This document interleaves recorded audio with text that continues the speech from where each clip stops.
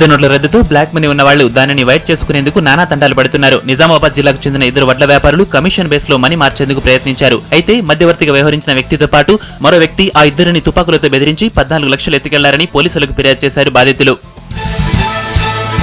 కరీంనగర్ జిల్లా తిమ్మాపూర్లో cordon search చేశారు పోలీసులు. దాదాపు 200 మంది పోలీసులు ఎల్ఎండి కాలనీ శ్రీరామ్ క్వార్టర్స్ లో సెర్చ్ చేశారు. ఎలాంటి ధృవీకరణ పత్రాలు లేని 12 టూ వీలర్స్, 3 ఆటోలు, ఓ కారును స్వాధీనం చేసుకున్నారు. బెల్ట్ షాప్ సీజ్ చేసి మద్యం బాటిళ్లతో పాటు గుట్కా ప్యాకెట్లను సీజ్ చేశారు.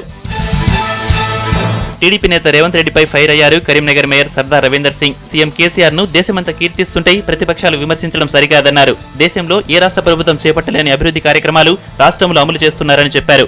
ఇతర రాష్ట్రాలకు తెలంగాణ ఆదర్శంగా ఉందన్నారు రవీందర్ సింగ్.